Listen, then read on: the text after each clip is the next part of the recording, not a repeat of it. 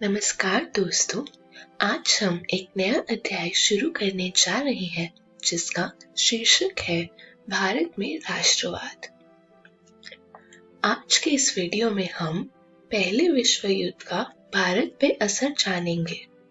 इसके बाद हम सत्याग्रह और खिलाफत के बारे में चर्चा करेंगे। अंत में हम असहयोग आंदोलन के बारे में पढ़ेंगे। तो चलिए शुरू करते हैं। दोस्तों, पहला विश्व युद्ध 1914 से लेकर 1918 तक चला था। इसमें ब्रिटेन ने भी भाग लिया था। सबसे पहली बात ये आती है कि विश्व युद्ध ने एक नई आर्थिक और राजनीतिक स्थिति पैदा कर दी थी। इसके कारण रक्षा व्यय में भारी इजाफा हुआ था। इस खर्चे की भरपाई करने के लिए युद्ध के नाम पर कर्जे लिए गए और करों में वृद्धि की गई। सीमा शुल्क बढ़ा दिया गया और आयकर शुरू किया गया। युद्ध के दौरान कीमतें तेजी से बढ़ रही थी। 1913 से 1918 के बीच कीमतें दुगनी हो चुकी थी, जिसके कारण आम लोगों की मुश्किलें बढ़ गई थी। गांवों में सिपाहियों को जबरन भर्ती किया गया। देश के बहुत सारे हिस्सों में फसल खराब हो गई, जिसके कारण खाद्य पदार्थों की भारी कमी पैदा हो गई। उसी समय फ्लू की महामारी फैल गई, जिसके कारण 120 से 130 लाख लोग मारे गए।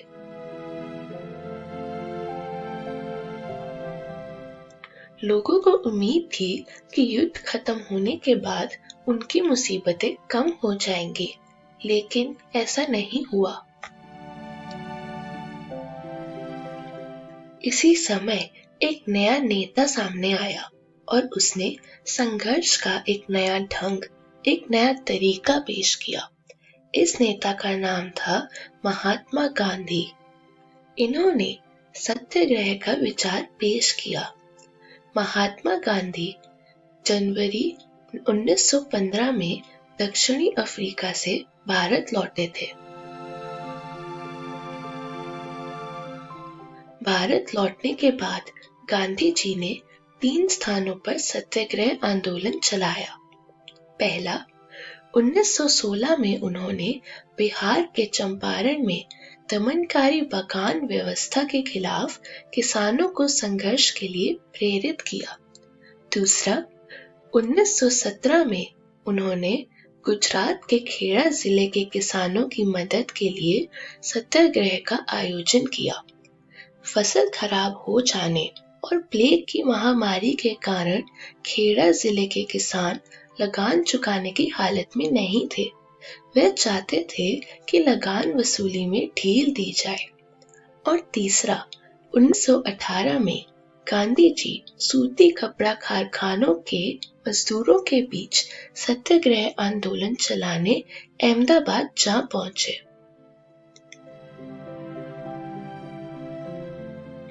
इस कामयाबी से उत्साहित गांधी जी ने प्रस्तावित रॉलेट एक्ट के खिलाफ एक राष्ट्रव्यापी सत्याग्रह आंदोलन चलाने का फैसला किया।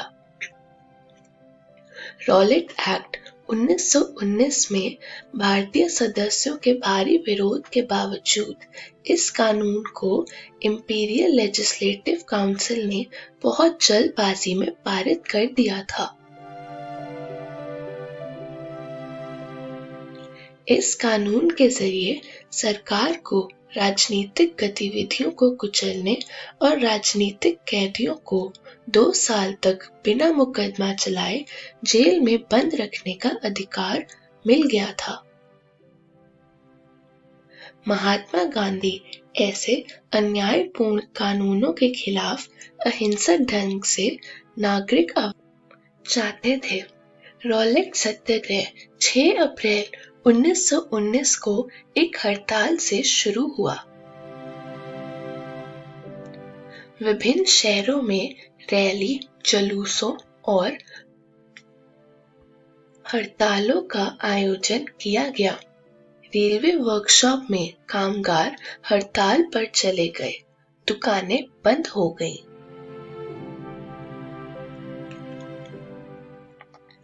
इसके चलते मार्शल लॉ लागू कर दिया गया और जनरल डायर ने कमान संभाल ली।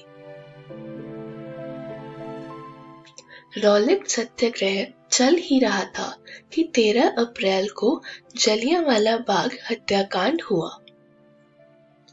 13 अप्रैल 1919 को अमृतसर में बहुत सारे गांव वाले एक मेले में शिरकत करने के लिए जलियांवाला बाग मैदान में जमा हुए थे। यह मैदान चारों तरफ से बंद था। शहर से बाहर होने के कारण वहां जुटे लोगों को यह पता नहीं था कि इलाके में मार्शल लॉ लागू किया जा चुका है। जनरल डायर हथियारबंद सैनिकों के साथ वहां पहुंचा और जाते ही उसने मैदान से बाहर निकलने के सारे रास्ते बंद करा दिए। इसके बाद उसके सिपाहियों ने भीड़ पर अंधाधुंध गोलियां चला दी। सैकड़ों लोग मारे गए। बाद में उसने बताया कि वह सत्याग्रहियों के जहन में दहशत और विस्मय का भाव पैदा करके एक नैतिक प्रभाव उत्पन्न करना चाहता था।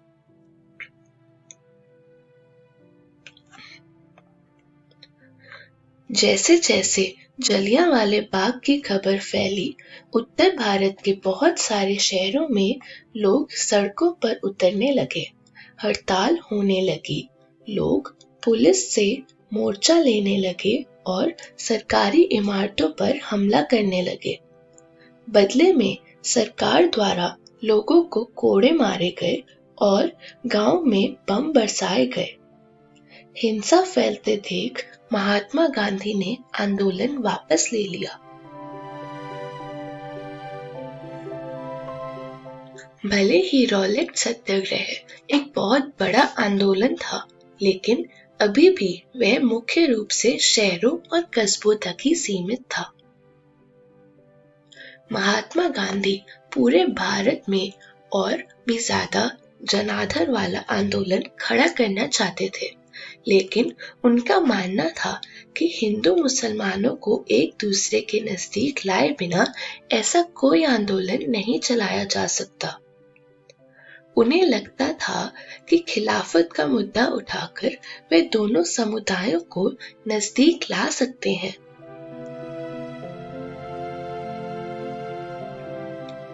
पहले विश्व युद्ध में ऑटोमन तुर्की की हार हो चुकी थी। इस बात की अफवाहें फैली हुई थी कि इस्लामिक विश्व में आध्यात्मिक नेता यानी खलीफा ऑटोमन सम्राट पर एक बहुत सख्त शांति संधि थोपी जाएगी। खलीफा की तात्कालिक शक्तियों की रक्षा के लिए मार्च 1919 में बंबई में एक खिलाफत समिति का गठन किया गया।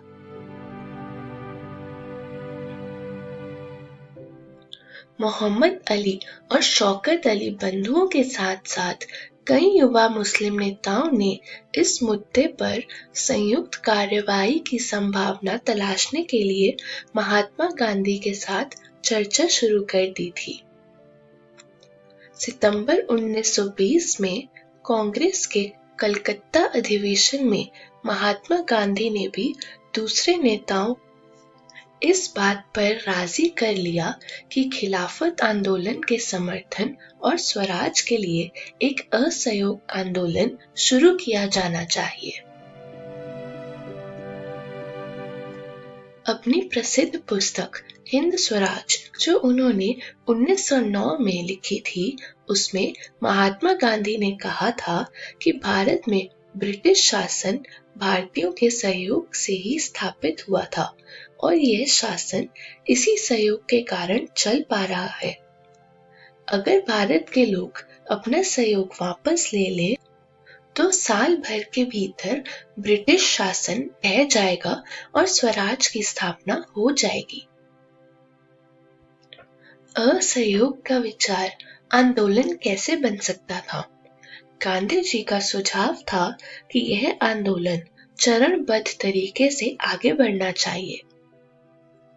सबसे पहले लोगों को सरकार द्वारा दी गई पदवियां लौटा देनी चाहिए और सरकारी नौकरियों, सेना, पुलिस, अदालतों, विधायी परिषदों, स्कूलों और विदेशी वस्तुओं का बहिष्कार करना चाहिए।